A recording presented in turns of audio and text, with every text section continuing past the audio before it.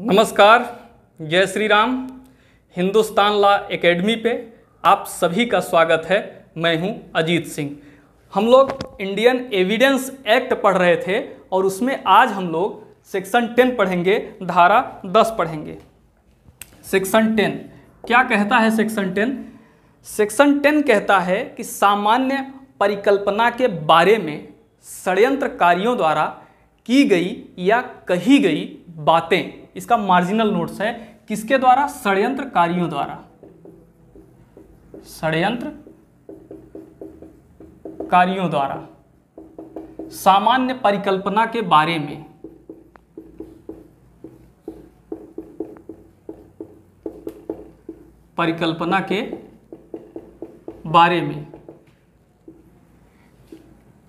सामान्य परिकल्पना के बारे में की गई या कही गई बातें।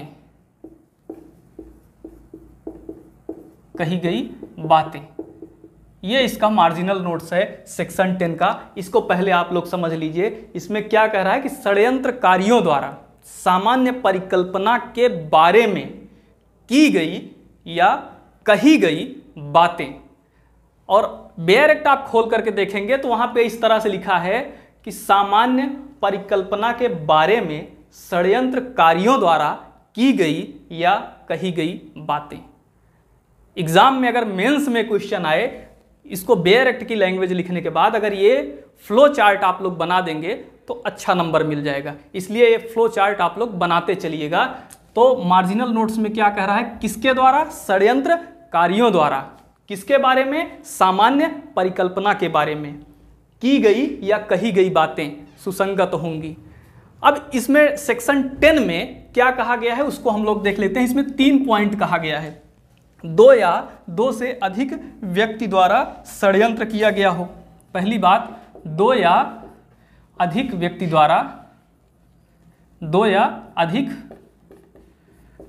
द्वारा क्या किया गया हो? षड्यंत्र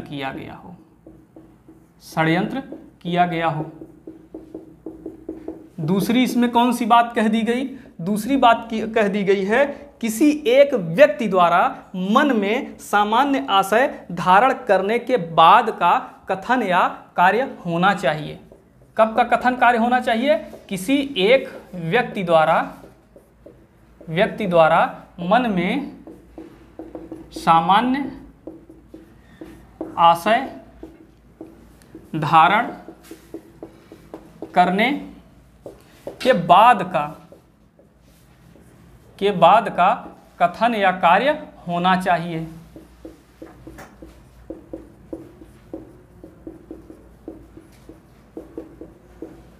इसको हम लोग अभी समझते हैं। तीसरी बात इसी में क्या कह दी गई कि षड्यंत्रकारियों के कथन या कार्य या लेख सामान्य आशय से संबंधित होने चाहिए। षड्यंत्रकारियों के कथन कार्य या लेख किससे संबंधित होने चाहिए? उनके सामान्य आशय से संबंधित होने चाहिए।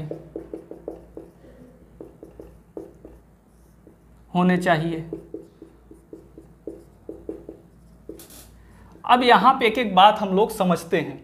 2 या 2 से अधिक व्यक्ति द्वारा षड्यंत्र किया जाना चाहिए। तो पहली बात ये स्पष्ट हो गई कि षड्यंत्र के लिए 2 या 2 से अधिक व्यक्ति का होना आवश्यक है। और षड्यंत्र को अभी हम लोग डिटेल से समझेंगे। पहले हम लोग इसको समझ लेते हैं।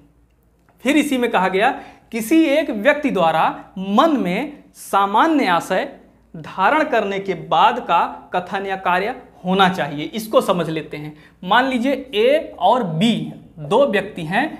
ये लोग सी की हत्या करने का प्लान करते हैं। मतलब षड्यंत्र करते हैं। किस लिए? सी की हत्या करने के लिए। तो इन दोनों ए और बी की जो भी कथन होगी, जो भी कार्य होगा, ये सामान्य आशय मतलब सी की हत्या करने का जो प्लान किए, षड्यंत्र किए, इसके बाद का होना चाहिए। यही बात इसमें कहा गया है कि मन में जब ये लोग दोनों सामान्य आशय धारण कर लिए, किसी की हत्या करनी है, उसके बाद का कथन या कार्य या लेख होगा तभी सुसंगत होगा। मतलब ए हैं और बी हैं, इन दोनों ने सामान्य आशय धारण किया कि सी की हत्या करनी है।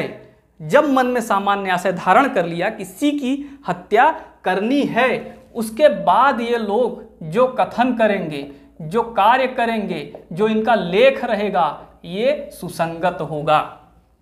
ये दूसरे पॉइंट में कहा गया कि किसी एक व्यक्ति द्वारा मन में सामान्य आशय धारण करने के बाद का, यहां पे सामान्य आशय धारण कर लिए, इसके बाद का कथन कार्य या लेख होना चाहिए। तीसरा, षड्यंत्रकारियों के कथन कार्य या लेख उनके सामान्य आशय से संबंधित होने चाहिए। अब जैसे षड्यंत्रकारी हैं ए और बी, इनका जो कथन कार्य या लेख है, इनका जो भी कथन है, कार्य है या लेख है, ये सामान्य आशय से संबंधित होना चाहिए। मतलब जैसे यहाँ पे था कि सी की हत्या करनी है, सी की हत्या करनी है, इसी से संबंधित कथन कार्य लेख ही सुसंगत होंगे। तो ये बात आप लोग समझ गए। मतलब इसमें दो बातें हमने आपको समझाने की कोशिश की कि किसी एक व्यक्ति द्वारा, षड्यंत्रकारियों में से किसी एक व्यक्ति द्वारा मन में सामान्य आशय धारण करने के बाद का कथन कार्य लेख होना चाहिए। तो कथन कार्य या लेख कब का होना चाहिए? उस टाइम के बाद का होना चाहिए जब उनमें से कोई एक षड्यंत्रकारी अपने मन में सामान्य आशय धारण कर लिया हो। हमने एग्जाम्पल दिया, जैसे ए और बी ये षड्यंत्र करते हैं सी की हत्या करनी है, षड्यंत्र करते हैं सी की हत्या करनी है, मतलब सामान्य आशय मन में धारण कर लिए हैं। अब ये सामान्य आशय मन में धारण कर लिए हैं तो इसी के बाद का इनका कार्य लेख और कथन सुसंगत होगा। दूसरे हमने ये समझाया कि षड्यंत्रकारियों के कार्य या कथन या लेख उनके सामान्य आशय से संबंधित होना चाहिए। मतलब सामान्य आशय यहाँ ए और बी का क्या था? सी की हत्या करने का। तो इसी से संबंधित सामान्य आशय क्या है? हत्या करना। तो हत्या करने से ही संबंधित जो कथन होंगे, जो कार्य होंगे या जो लेख होंगे वही सुसंगत होंगे। तो ये बात आप लोग समझ गए होंगे। इसका आप लोग स्क्रीनशॉट ले लीजिए। अब हम लोग इसके दृष्टांत की ओर चलते हैं। इसमें ये बात समझ गए होंगे कि दो या दो से अधिक व्यक्ति द्वारा षड्यंत्र किया गया हो और कम से कम किसी एक व्यक्ति द्वारा मन में सामान्य आशय धारण करने के बाद का कथन कार्य लेख होना चाहिए।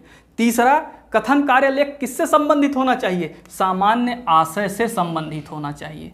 ऐसा नहीं है कि सामान्य आशय के बजाय किसी और चीज से संबंधित हो, ऐसा नहीं है। इसमें सामान्य आशय से ही संबंधित होना चाहिए। तो इसमें तीनों बातें हम लोगों ने नोट कर लिया। अब इसके दृष्टांत की ओर हम लोग बढ़ते हैं, देखते हैं इसमें दृष्टांत को किस तरह से समझाया गया है।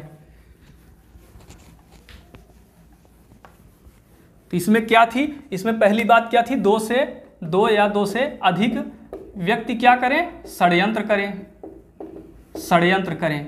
दूसरी बात क्या ही? दो व्यक्ति है ना, कम से कम दो में से एक क्या करे? मन में सामान्य आशय धारण करे, सामान्य आशय धारण करे।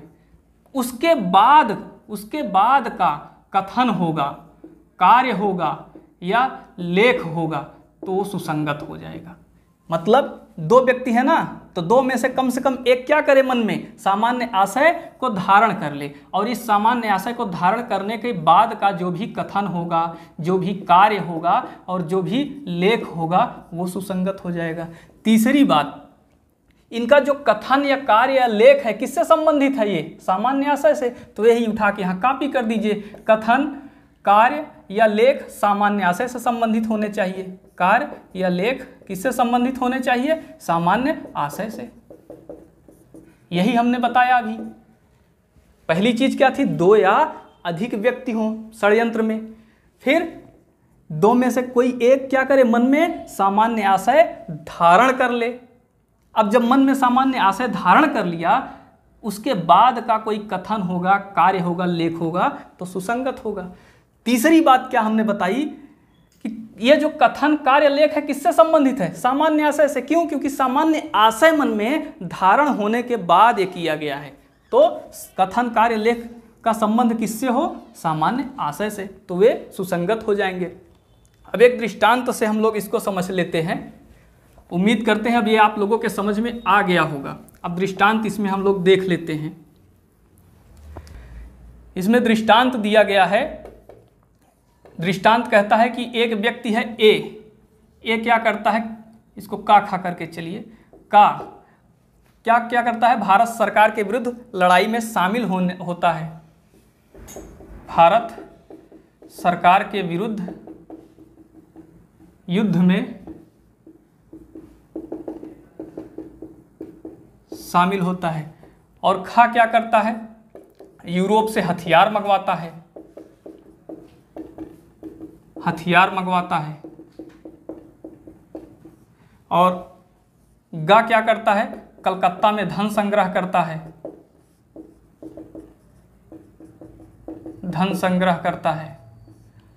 और घा क्या करता है, महाराष्ट्र में लोगों को, बंबई में लोगों को षड्यंत्र में शामिल होने के लिए उकसाता है, बंबई में षड्यंत्र में शामिल होने के लिए लोगों को उकसाता है। क्या करता है, बंबई में लोगों को उकसाता है। क्यों उकसाता है, क्यों उकसाता है? षड्यंत्र में शामिल होने के लिए।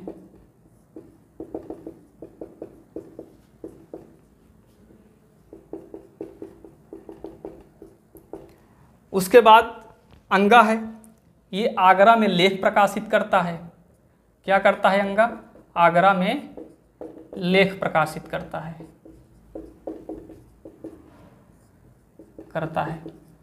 और अगला कैरेक्टर चा का है। चा क्या करता है? दो काम करता है। ये दिल्ली से काबुल, छा के पास जो गा ने यहाँ धन संग्रह किया है, इस धन को भेजता है।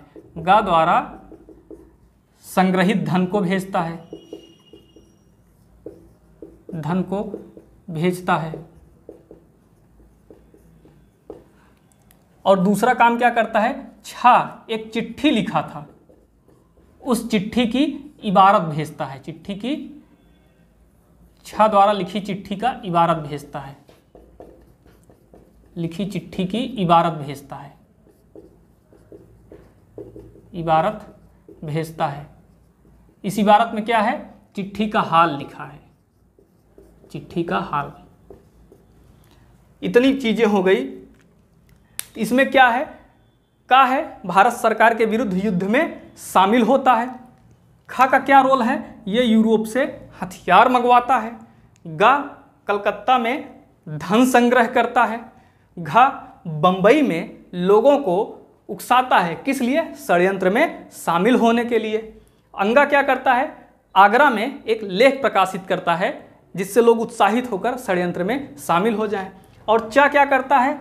ये दिल्ली से काबुल, छा के पास, छा काबुल में है, छा के पास गा द्वारा संग्रहित धन को भेजता है। जो धन गा ने कलकत्ता में संग्रहित किया था उसको काबुल भेजा जाता है, छा के पास, चा द्वारा। और छा द्वारा एक लिखी चिट्ठी भेजी जाती है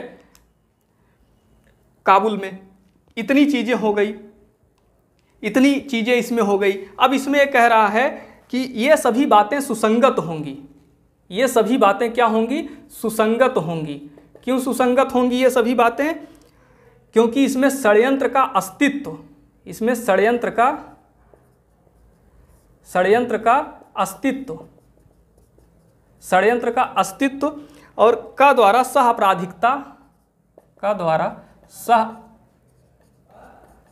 अपराधिकता सिद्ध करने में सहायता मिल रही है,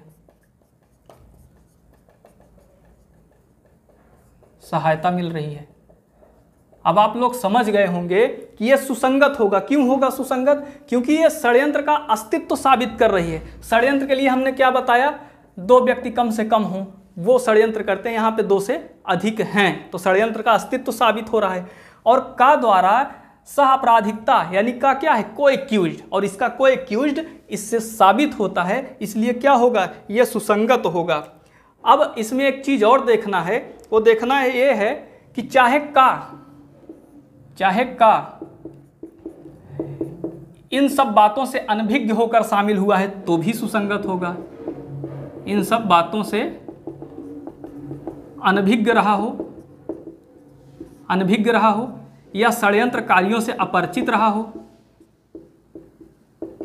कार्यों से अपरिचित रहा हो, या उसके षड्यंत्र में शामिल होने से पहले या षड्यंत्र से अलग होने के बाद कथन, कार्य या लेख किया गया हो। मतलब षड्यंत्र में शामिल होने से पूर्व या पश्चात ये सारी चीजें की गई हों तो भी ये सुसंगत होगा।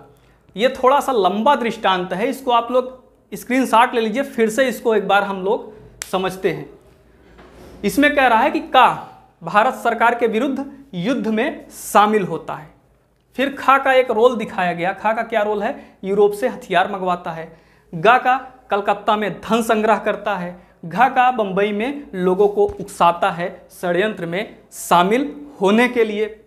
अंगा आगरा में लेख प्रकाशित करता है। चा दिल्ली से काबुल छा के पास गा द्वारा संग्रहित धन को भेजता है और छा द्वारा लिखी चिट्ठी को भेजता है जिसमें चिट्ठी का हाल लिखा था। तो ये सारी बातें कह रहा है सुसंगत होगा क्योंकि इससे षड्यंत्र का अस्तित्व और का द्वारा सह अपराधिकता सिद्ध करने में सहायता मिल रही है। चाहे का इन सब बातों से अनभिज्ञ रहा हो, ये सब बात न जान रहा हो तब भी शामिल हो गया हो, षड्यंत्रकारियों से अपरिचित रहा हो या षड्यंत्र में शामिल होने के पूर्व या पश्चात ये सारी बातें की गई हों या कही गई हों तो भी सुसंगत होंगी।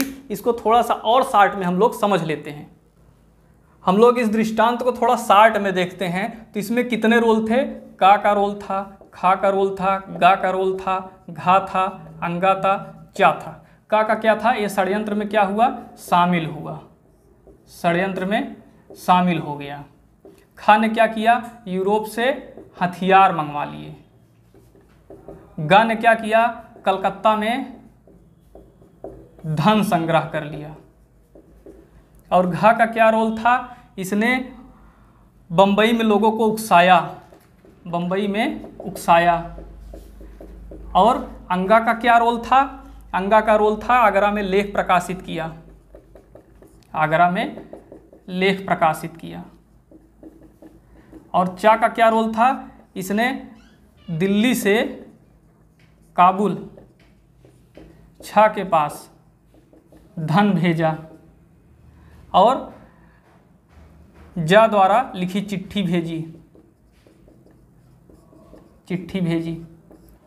ये था इसका सार। अब इसमें क्या था कि ये सारी बातें सुसंगत होंगी। क्यों सुसंगत होंगी? क्योंकि इससे षड्यंत्र का अस्तित्व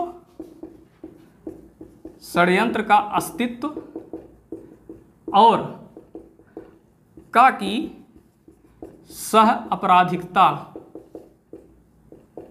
सिद्ध करने में सहायता मिल रही है,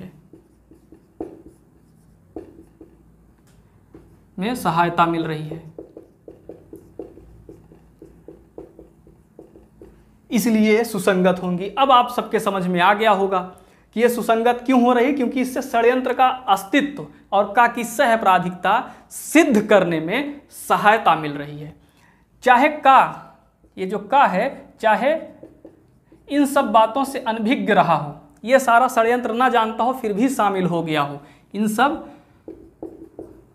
बातों से अनभिज्ञ रहा हो,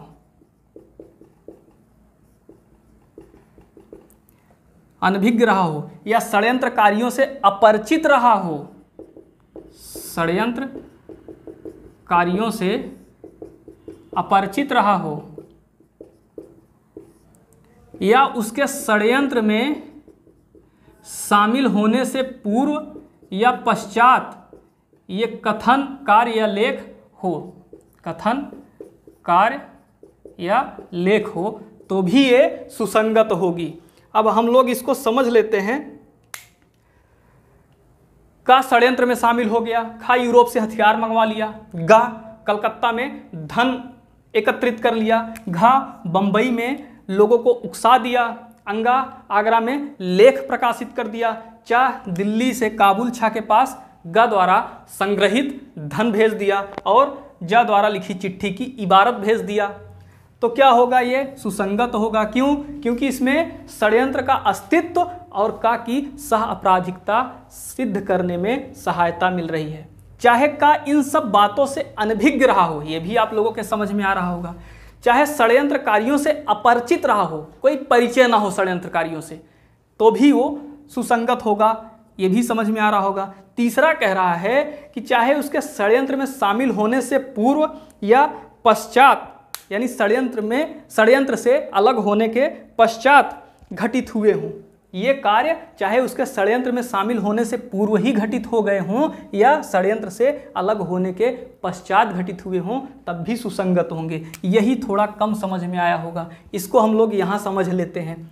जैसे ए और बी, ये दोनों मिलकर के डी की हत्या का षड्यंत्र रचते हैं। ए और बी मिलकर के डी की हत्या का षड्यंत्र रचते हैं। फिर रच उठा षड्यंत्र, सामान्य आशय इन दोनों के मन में धारण हो गया, तब सी पहुंचता है, कहता है हमें भी हत्या करना है। सी कब पहुंचा? सी सामान्य आशय धारण होने के बाद पहुंचा। यही कह रहा है कि सामान्य षड्यंत्र कब का होना चाहिए, चाहे पूर्व का हो चाहे अलग होने के बाद का हो। यहाँ सी कब पहुंच रहा है? जब सामान्य आशय धारण हो गया था।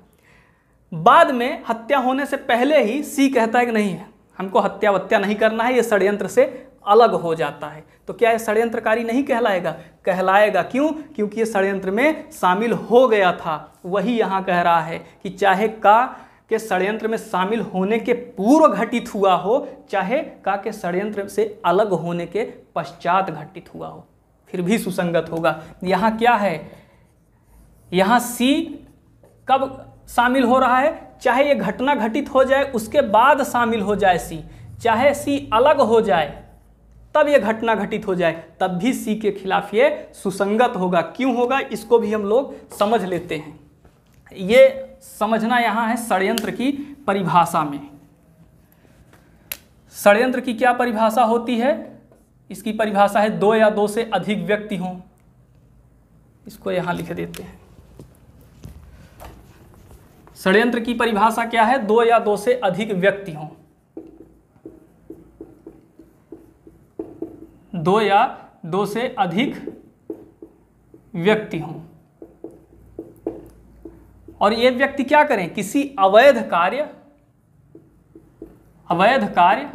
या किसी वैध कार्य को अवैध साधनों से करने या करवाने के लिए सहमत हों। यही है षड्यंत्र। षड्यंत्र में क्या है? दो या दो से अधिक व्यक्ति हों, तो व्यक्ति क्या करें? किसी अवैध कार्य को करें या वैध कार्य को अवैध साधनों से करने या करवाने के लिए सहमत हों। यहाँ केवल सहमत होना है, कार्य हो या ना हो कोई फर्क नहीं पड़ता, केवल सहमत होना हो। तो उसी तरह ए यहाँ क्या हुआ? षड्यंत्र में शामिल हो गया, यानी षड्यंत्र में शामिल हो गया मतलब सहमत हो गया अवैध कार्य को करने के लिए, इसलिए ये सुसंगत होगा। जैसे हम ये बताए थे कि ए और बी मिल करके डी की हत्या का साजिश रचते हैं, षड्यंत्र रचते हैं।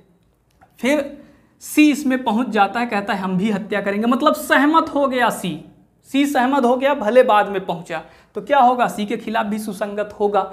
मान लीजिए बाद में सी को लगता है कि नहीं हत्या नहीं करनी चाहिए और सी कहता नहीं भाई हम अलग हो जाएंगे, सी अलग हो जाए, तो क्या सुसंगत होगा? होगा। क्यों? क्योंकि सहमत हो गया। यहाँ पे सहमत होना अनिवार्य है। ये अनिवार्य नहीं कि आप कब सहमत हुए, घटना घटित होने के पूर्व सहमत हुए या घटित होने के पहले सहमत हुए या बाद में, इसका कोई वैल्यू नहीं है। मतलब जिस बात के लिए षड्यंत्र किया गया था उस बात को करने से पहले आप सहमत हुए या उससे अलग होने के बाद वो बात की गई तब सहमत हुए, कोई फर्क नहीं पड़ता। इस एग्जाम्पल से आप लोग समझ गए होंगे। एक बार फिर से एग्जाम्पल से हम समझाते हैं। थोड़ा सा ये दृष्टांत टफ है, ये सेंटेंस थोड़ा सा टफ है, इसलिए थोड़ा सा टेक्निकल में दिक्कत आ रही होगी, थोड़ा सा टेक्निकल है। अब समझिए, जैसे ए और बी हैं, ये दोनों डी की हत्या का साजिश रचते हैं और उसके बाद सी इस षड्यंत्र में शामिल होता है। साजिश रचते हैं तब शामिल होता है, तो क्या इसके खिलाफ सुसंगत होगा? हाँ होगा। क्यों? क्योंकि ये सहमत हो गया। सहमत होना ही अनिवार्य है। पहली बात ये समझ में आ गई होगी। अब बताइए कि अगर बाद में सी अलग हो जाए, इस षड्यंत्र से अलग हो जाए, उसके बाद डी की हत्या की जाए, तो क्या सी के खिलाफ सुसंगत होगा? हाँ होगा। क्यों? क्योंकि सी तो सहमत हो गया था ना। यहाँ पे सहमति तोड़ी ना तोड़ी कोई फर्क नहीं पड़ता। एक बार अगर आप सहमत हो गए तो आपके खिलाफ सुसंगत होगा। ये समझ में आ गया होगा। अब दूसरी बात हम बता रहे हैं, ए और बी डी की हत्या की साजिश रचते हैं, षड्यंत्र रचते हैं और हत्या कर देते हैं। हत्या कर देते हैं। अब सी उसके बाद शामिल होता है। सी को नहीं पता है हत्या हो जाती है, तब शामिल होता है। कहता है हमको भी हत्या करनी है, हमको भी हत्या करनी है। तब क्या सी के खिलाफ सुसंगत होगा? होगा। क्यों?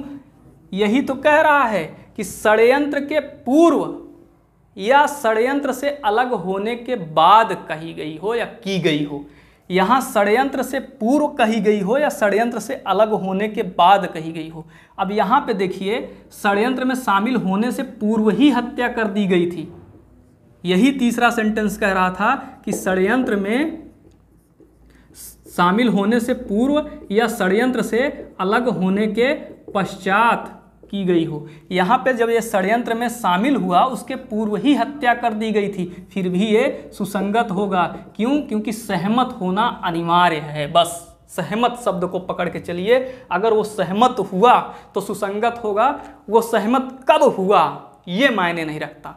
षड्यंत्र में शामिल होने के पूर्व घटना घटित हो गई या षड्यंत्र में शामिल होने के पश्चात घटना घटित हुई, इसका कोई वैल्यू नहीं है। वो षड्यंत्र में शामिल था, इसका वैल्यू है। बस इस चीज को आप लोग समझ लीजिए। जैसे यहाँ पे क्या था कि षड्यंत्र में शामिल होने से पूर्व ही घटना घटित हो गई, मान लीजिए कथन या कार्य कर दिया गया जिसके लिए षड्यंत्र हुआ था, तब सी उस षड्यंत्र में शामिल हुआ तो भी सुसंगत होगा, क्योंकि ये सहमत तो हुआ। फिर दूसरी सिचुएशन ऐसी आती है कि सी को लगता है कि नहीं यार, इस षड्यंत्र में हमको नहीं शामिल होना है, अलग हो जाते हैं। अलग हो जाता है और अलग हो जाने के बाद वो कार्य कथन किया जाता है तो भी सुसंगत होगा। क्यों? क्योंकि सहमत तो हुआ था। यही बात उस दृष्टांत में कही गई। अब उम्मीद है आप सबके समझ में आ गई होगी। तो हमने इसमें क्या पढ़ा? हमने इसमें धारा 10 में जो कहा गया पढ़ा, 2 या 2 से अधिक व्यक्तियों ने षड्यंत्र किया हो। दूसरा हमने पढ़ा कि उनमें से किसी एक व्यक्ति द्वारा सामान्य आशय मन में धारण करने के बाद का कथन कार्य या लेख हो। तीसरा हमने क्या पढ़ा कि कथन कार्य या लेख उनके सामान्य आशय से ही संबंधित हो, किसी अन्य चीज से अगर संबंधित है तो सुसंगत नहीं होगा। फिर हमने इसमें दृष्टांत पढ़ा कि ए भारत सरकार के विरुद्ध युद्ध करने के षड्यंत्र में शामिल होता है, बी यूरोप से हथियार मंगवाता है, सी कलकत्ता में धन संग्रह करता है और घ बंबई में लोगों को षड्यंत्र में शामिल होने के लिए उकसाता है, और अंगा आगरा में एक लेख प्रकाशित करता है, चा दिल्ली से काबुल छा के पास गा द्वारा संग्रहित धन को भेजता है, और जा द्वारा क्या की जाती है, जा के पास एक चिट्ठी भेजता है।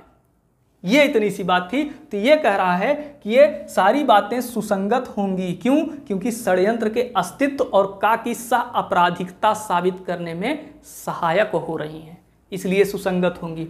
फिर इसी में कह दिया कि चाहे का इस सब षड्यंत्र से अनभिज्ञ हो, इस सब से जो कुछ हो रहा है इससे क्या हो, अनभिज्ञ हो, या ये जो लोग हैं खा गा अंगा चा इन सब से अपरिचित हो तो भी सुसंगत होगी, या ये जो बात कही गई है, इतनी सारी बात जो की जा रही है, इसके षड्यंत्र में शामिल होने के पूर्व की गई हो या इससे षड्यंत्र में अलग होने के पश्चात की गई हो तो भी इसके खिलाफ सुसंगत होगा।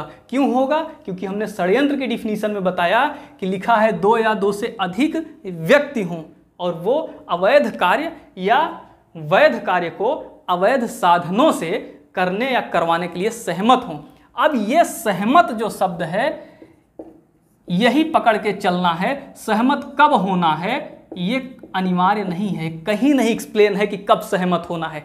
षड्यंत्र में जिस कार्य के लिए षड्यंत्र किया गया था वो कार्य हो जाने के बाद आप शामिल होते हैं या वो कार्य होने के पूर्व आप शामिल होते हैं, इसकी कोई वैल्यू नहीं है। इसीलिए का के खिलाफ ये सारी चीज़ें सुसंगत होंगी। ये दृष्टांत हो गया। अब थोड़ा सा इसमें और हम इम्पॉर्टेंट पॉइंट जान लेते हैं। अब इसमें हम लोग थोड़ा सा और कंटेंट देख लेते हैं कि षड्यंत्र को साबित करने के लिए क्या अनिवार्य होता है। षड्यंत्र को साबित करने के लिए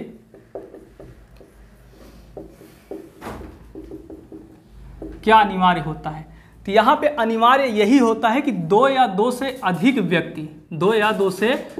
व्यक्ति करार किए हों, यानी किसी अपराध के लिए सहमत हुए हों, और अपराध होना आवश्यक नहीं है, अपराध होना आवश्यक नहीं है।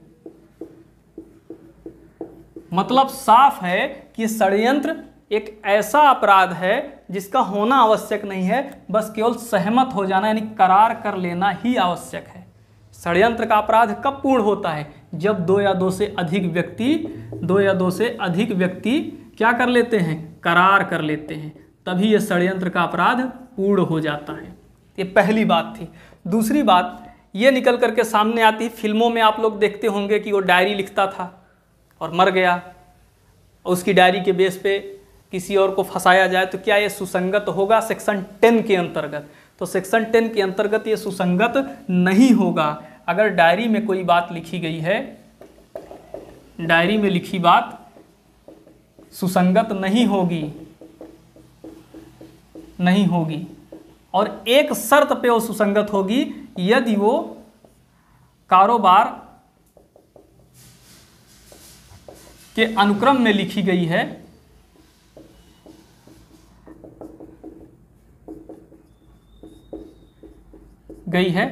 तो ही वो सुसंगत होगी। यानी इसमें दो बातें आप लोग समझ लीजिए। अगर डायरी में लिखी गई बात है तो सुसंगत नहीं होगी, अगर वो कारोबार के अनुक्रम में, व्यापार के अनुक्रम में लिखी गई है तभी वो सुसंगत होगी। इतनी बात हम लोग समझ गए हैं। अब इसमें आगे हम लोग थोड़ा सा और देख लेते हैं, षड्यंत्र किस तरह से साबित किया जाता है, ये भी इसी में समझ लेते हैं। षड्यंत्र को साबित करने के लिए प्रत्यक्ष या परिस्थितिजन्य साक्ष्य की आवश्यकता होती है, जन्य साक्ष्य की आवश्यकता होती है।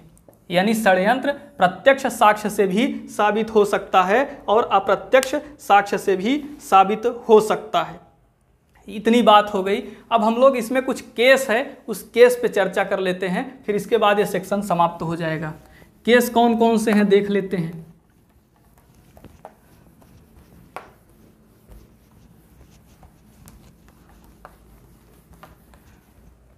इसमें पहला केस हम लोग देख लेते हैं, गुजरात राज्य वर्सेस मोहम्मद अतीक। इस केस में कहा गया कि अगर एक बार षड्यंत्रकारियों का संबंध यानी षड्यंत्र से उनका संबंध टूट जाए तो उसके पश्चात पूर्व के षड्यंत्र को सुसंगत नहीं माना जाएगा। मतलब अगर षड्यंत्रकारियों के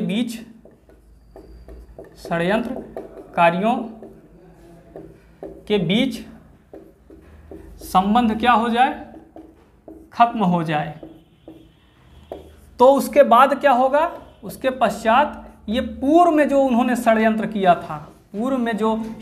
किया था ये सुसंगत नहीं होगा। ये पहला केस है। इसमें कहा गया कि अगर षड्यंत्रकारियों के बीच षड्यंत्र समाप्त हो जाता है तो उसके बाद पूर्व षड्यंत्र को सुसंगत नहीं माना जाएगा। इस चीज को आप लोग समझ गए होंगे। मिर्जा अकबर वर्सेस एम्परर, बहुत इंटरेस्टिंग केस है मिर्जा अकबर का।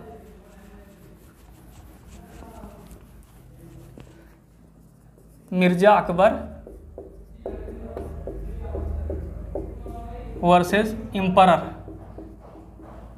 इसमें क्या कहा गया, देखिए इसमें 4 कैरेक्टर हैं। पहला तो मेहर तेजा है। दूसरा कैरेक्टर है इसमें अस्कर अली का, अली अस्कर। और तीसरा कैरेक्टर है उमर शेर का, और चौथा कैरेक्टर है मिर्ज़ा अकबर का। ये 4 कैरेक्टर हैं। पहला हो गया मेहर तेजा का, दूसरा कैरेक्टर है अली अस्कर का या अस्कर अली का, तीसरा कैरेक्टर है उमर शेर का, और चौथा कैरेक्टर है मिर्ज़ा अकबर का। मिर्ज़ा अकबर का ये क्या होती हैं? अली अस्कर की ये पत्नी है, ये पत्नी है अली अस्कर की, ये पति है। उमर शेर एक किलर है, ये किलर है, और मिर्ज़ा अकबर क्या है? इस मेहर तेजा का प्रेमी है। समझ गए होंगे कैरेक्टर। मेहर तेजा अली अस्कर की पत्नी है और मिर्ज़ा अकबर की प्रेमिका भी है, और उमर शेर वो बंदा है जिसने हत्या किया था। अब इसमें होता क्या है? मिर्ज़ा अकबर और मेहर तेजा के बीच प्रेम प्रसंग रहता है। मिर्ज़ा अकबर व मेहर तेजा के बीच प्रेम प्रसंग रहता है, और प्रेम प्रसंग के दौरान एक दूसरे को दोनों ने पत्र लिखा था। उस पत्र में प्रेम की भी बातें थी और ये बातें भी लिखी थी कि तुम पैसों का इंतज़ाम रखो, मैं एक आदमी का बंदोबस्त कर लेता हूँ, यानी एक तरह से षड्यंत्र की भी बातें लिखी गई थी। उसके बाद क्या होता है? उमर शेर से हत्या करवा दी जाती है अली अस्कर की। अली अस्कर की हत्या करवा दी जाती है उमर शेर से। उमर शेर मौके पे ही लोगों द्वारा, पब्लिक द्वारा अरेस्ट कर लिया जाता है, और जब अरेस्ट कर लिया जाता है तो मिर्ज़ा अकबर उसी दौरान उमर शेर को बचाने पहुंच जाते हैं और कहते हैं कि नहीं नहीं, उमर शेर ने मर्डर नहीं किया है, मैं इसको जानता हूं, ये बहुत अच्छा आदमी है। तो लोग वहां पे कहते हैं कि मिर्ज़ा अकबर तुम बकवास कर रहे हो, इसने अली अस्कर को मारा है। फिर पुलिस आती है और सबको अरेस्ट, मिर्ज़ा अकबर को भी, उमर शेर को भी अरेस्ट कर लेती है। इन्वेस्टिगेशन होता है, मेहर तेजा भी अरेस्ट हो जाती हैं, और इन लोगों का ये पत्र मिलता है। और अरेस्ट होने के बाद मेहर तेजा संस्कृति कर लेती हैं मजिस्ट्रेट के सामने। ये मेहर तेजा क्या कर लेती हैं? संस्कृति कर लेती हैं, संस्कृति कर लेती हैं मजिस्ट्रेट के सामने। अरेस्ट होने के बाद संस्कृति कर लेती हैं। फिर ट्रायल कोर्ट द्वारा इन लोगों को फांसी की सज़ा दी जाती है, और मिर्ज़ा अकबर इसको प्रीवी काउंसिल में चैलेंज करते हैं। प्रीवी काउंसिल में इसको चैलेंज करते हैं, तो प्रीवी काउंसिल के सामने ये प्रश्न रहता है कि क्या ये जो दोनों के बीच पत्र लिखे गए, ये पत्र सुसंगत हैं, या मेहर तेजा द्वारा जो मजिस्ट्रेट के सामने संस्कृति की गई, ये संस्कृति सुसंगत है, या ये दोनों ही सुसंगत हैं? ये इसमें प्रश्न थे। पहला प्रश्न क्या है? पत्र सुसंगत होगा, या ये जो मेहर तेजा द्वारा संस्कृति की गई है ये सुसंगत होगी? मेहर तेजा की संस्कृति सुसंगत होगी, या ये दोनों सुसंगत होंगे? अब ये प्रीवी काउंसिल के सामने ये 3 प्रश्न पे बहस चला। तो प्रीवी काउंसिल ने कहा कि ये पत्र तो सुसंगत हैं, लेकिन मेहर तेजा की संस्कृति सुसंगत नहीं होगी। क्यों? क्योंकि संस्कृति उस समय बात की गई जब षड्यंत्र समाप्त हो चुका था, इसलिए सुसंगत नहीं होगी। क्यों? क्योंकि ये षड्यंत्र समाप्त होने के बाद की गई, समाप्त होने के बाद की गई थी। षड्यंत्र समाप्त होने के बाद कोई भी संस्कृति की जाएगी तो वो सुसंगत नहीं होगी। मतलब साफ है कि जब तक षड्यंत्र चल रहा है तभी तक का बात, कार्य या लेख सुसंगत होगा, और षड्यंत्र समाप्त हो जाने के बाद कोई भी बात, कोई भी कार्य, कोई भी लेख किया जाएगा तो वो सुसंगत नहीं होगा। इसलिए ये केस बहुत इंपॉर्टेंट है, इसको आप लोग समझ लीजिए। इसमें 4 कैरेक्टर थे, मेहर तेजा, अली अस्कर, ये दोनों पति पत्नी थे। उमर शेर एक किलर था, सुपारी किलर था, और मिर्ज़ा अकबर इस मेहर तेजा का प्रेमी था। मेहर तेजा और मिर्ज़ा अकबर के बीच प्रेम भरा पत्र और षड्यंत्र वाला पत्र लिखा जाता था। उसके बाद उमर शेर से अली अस्कर की हत्या करवा दी जाती है ताकि मेहर तेजा और मिर्ज़ा अकबर एक दूसरे से विवाह कर सकें। उमर शेर मौके पे ही पब्लिक द्वारा अरेस्ट कर लिया जाता है और मिर्ज़ा अकबर उसको बचाने पहुंच जाते हैं। सबसे कहते हैं कि नहीं, उमर शेर मर्डर नहीं कर सकता, ये बहुत अच्छा इंसान है, मैं इसे जानता हूं, तो लोग कहते हैं नहीं, इसने अली असगर को मर्डर किया है। इन्वेस्टिगेशन के दौरान ये पत्र पुलिस को बरामद होते हैं और अरेस्ट मेहर तेजा होती हैं तो मजिस्ट्रेट के सामने कन्फेशन करती हैं, संस्कृति करती हैं। अब सवाल ये उठता है कि ये पत्र सुसंगत होगा या मेहर तेजा का ये संस्कृति सुसंगत होगी, या दोनों सुसंगत हो जाएंगे। तो प्रीवी काउंसिल ने कहा कि पत्र तो सुसंगत हो सकते हैं क्योंकि षड्यंत्र के दौरान ये सारे कार्य हुए हैं, लेकिन मेहर तेजा की संस्कृति षड्यंत्र समाप्त होने के बाद की गई है, इसलिए ये सुसंगत नहीं होगी। तो इसमें एक वर्डिक्ट निकल करके आता है कि षड्यंत्र समाप्त होने के बाद का कोई कथन होगा, कार्य होगा, लेख होगा, तो वो सुसंगत नहीं होगा, सुसंगत नहीं होगा। इस चीज़ को आप लोग नोट कर लीजिए। यहाँ पे मेहर तेजा की संस्कृति कब थी? षड्यंत्र समाप्त होने के बाद, मतलब उसका मर्डर हो गया तो षड्यंत्र समाप्त हो गया, षड्यंत्र का उद्देश्य पूरा हो गया। उसके बाद का कोई भी कथन होगा, कार्य होगा, लेख होगा, तो वो सुसंगत नहीं होगा। अब इसमें एक तीसरा केस है बद्री राय वर्सेस बिहार राज्य का।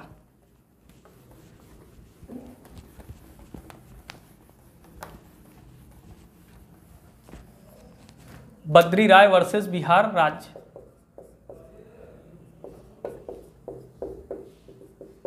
बिहार राज्य का इसमें क्या था? इसमें बद्री राय थे और इनका एक दोस्त था।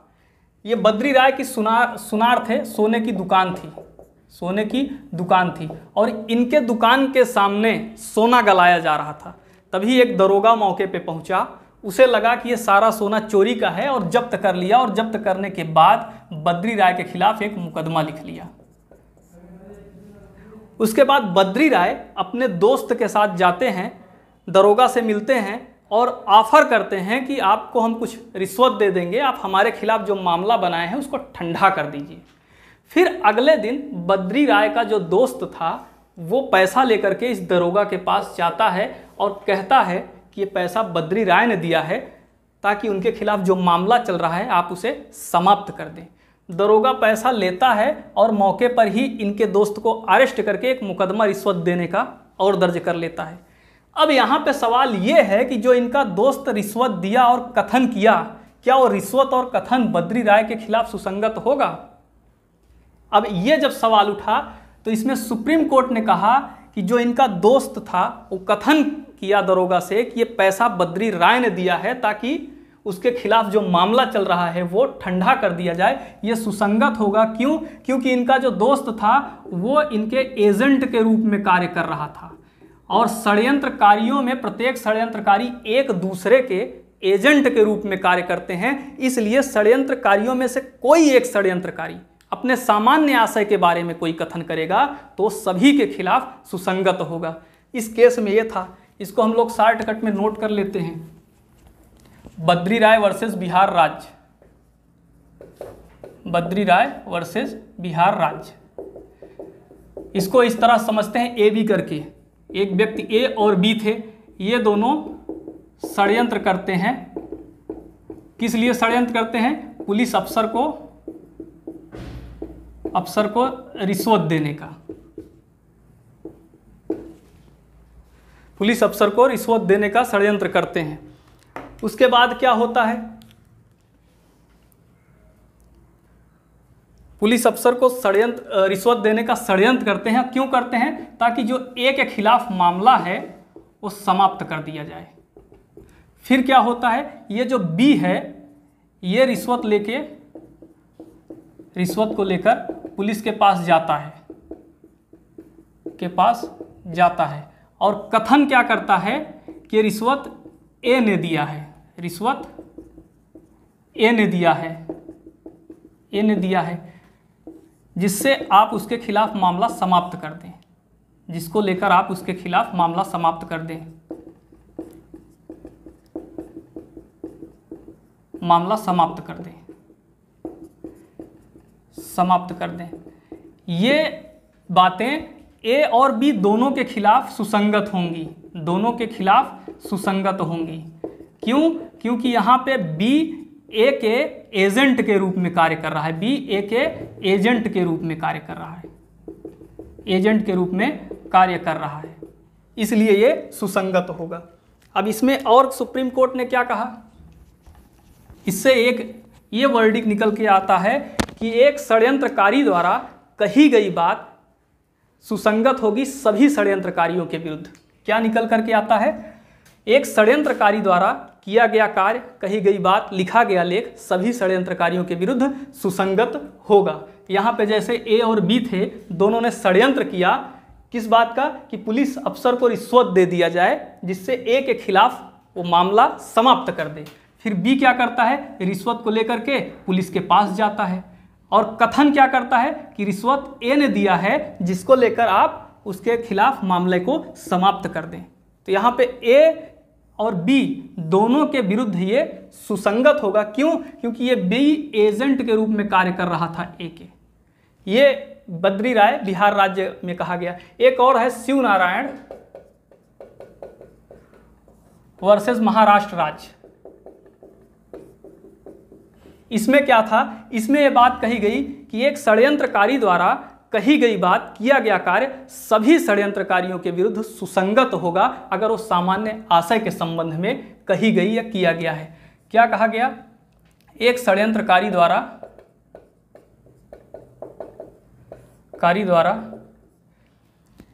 किया गया कार्य, षड्यंत्रकारी द्वारा किया गया कार्य, कही गई बात सभी षड्यंत्रकारियों के खिलाफ सुसंगत होगी, षड्यंत्रकारियों के विरुद्ध सुसंगत होगी। कब सुसंगत होगी, कंडीशन बताया, जब वो उनके सामान्य आशय से संबंधित होगी, सामान्य आशय से संबंधित होगी तभी सुसंगत होगा, अन्यथा नहीं होगा। अगर वैसी बात होगी तो नहीं सुसंगत होगा। इसमें भी तीन बातें बताई गई शिव नारायण वर्सेस महाराष्ट्र राज्य में कि एक षड्यंत्रकारी द्वारा कोई कार्य किया जाता है, कोई कथन कही जाती है तो सभी षड्यंत्रकारियों के विरुद्ध सुसंगत होगा। लेकिन कब, जब वो सामान्य आशय से संबंधित हो। जैसे मान लीजिए ए और बी दोनों सी की हत्या करने के षड्यंत्र रचते हैं और सामान्य आशय मन में धारण हो गया, हत्या करना है। ए और बी क्या करते हैं, षड्यंत्र रचते हैं कि सी की हत्या कर देना है। इनका इंटेंशन क्या है, सी की हत्या करना, मतलब मन में सामान्य आशय धारण कर लिए हैं। अब इस सामान्य आशय धारण करने के बाद जो भी बात ए कहेगा वो बी के खिलाफ सुसंगत होगी और जो भी बात बी कहेगा वो ए के खिलाफ सुसंगत होगी और ए जो कहेगा बी के खिलाफ सुसंगत होगी।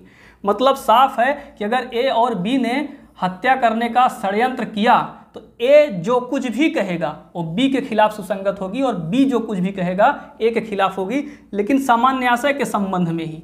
सामान्य आशय क्या है यहाँ पे, हत्या कारित करने के ही संबंध में, पर्सनल लाइफ के संबंध में नहीं, केवल हत्या कारित करने के लिए। तो यही बात Shiv Narayan versus state of Maharashtra में कहा गया कि एक षड्यंत्रकारी द्वारा कही गई बात, किया गया कार्य सभी षड्यंत्रकारियों के विरुद्ध सुसंगत होगा, बस उनके सामान्य आशय से वो संबंधित होना चाहिए। तो सेक्शन 10 में सिर्फ इतना ही है। हम लोगों ने इसका डिफिनीशन देखा, उसके बाद दृष्टांत देखा, फिर केस देखे हम लोगों ने। डिफिनीशन में क्या था कि सामान्य परिकल्पना के बारे में षड्यंत्रकारियों द्वारा किया गया कार्य या कही गई बातें। फिर इसमें 3 पॉइंट था, 2 या 2 से अधिक व्यक्ति द्वारा षड्यंत्र किया गया हो, उनमें से किसी एक व्यक्ति द्वारा मन में सामान्य आशय धारण करने के बाद का कथन कार्य या लेख हो। तीसरा क्या था, तीसरा यह था कि षड्यंत्रकारियों का कथन कार्य या लेख उनके सामान्य आशय से संबंधित हो। उसके बाद दृष्टांत हमने देखा था जिसमें एक था, क्या था, भारत सरकार के विरुद्ध युद्ध करने में शामिल हुआ। खा क्या करता है, यूरोप से हथियार मंगवाता है। गा कलकत्ता से धन संग्रह करता है। घा बंबई में लोगों को उत्साहित करता है, उकसाता है। और अंगा आगरा में लेख प्रकाशित करता है। छा के पास काबुल में ग द्वारा संग्रहित धन को भेजता है और ज द्वारा लिखी चिट्ठी की इबारत भेजता है जिसमें चिट्ठी का हाल लिखा था। तो ये सारी बातें सुसंगत होंगी। क्यों? क्योंकि इससे एक ही सह अपराधिकता और इस षड्यंत्र का अस्तित्व साबित होने में सहायता मिल रही है। भले ही ए इन सब बातों से अनभिज्ञ रहा हो, इन षड्यंत्रकारियों से अपरिचित रहा हो, भले ही इसके षड्यंत्र में शामिल होने से पूर्व ये बातें हुई हों या षड्यंत्र से अलग होने के पश्चात ये बातें हुई हों, फिर भी ये के खिलाफ सुसंगत होगा, क्योंकि षड्यंत्र के लिए सहमत होना जरूरी है। सहमत चाहे षड्यंत्र होने के पूर्व आप सहमत हो जाएं या षड्यंत्र द्वारा जो कार्य किया गया कार्य करने के पश्चात आप षड्यंत्र में शामिल हो जाएं, केवल सहमत आप हो गए, सहमत चाहे जिस टाइम आप हो जाएं वो सुसंगत होगा। फिर हमने इसमें 4 केस देखे। पहला केस हमने देखा गुजरात राज्य वर्सेस मोहम्मद अतीक, दूसरा देखा मिर्ज़ा अकबर का, तीसरा बद्री राय का और चौथा शिवनारायण वर्सेस महाराष्ट्र राज्य का। अब इसके बाद अगले वीडियो में हम कंटिन्यू करेंगे। धन्यवाद।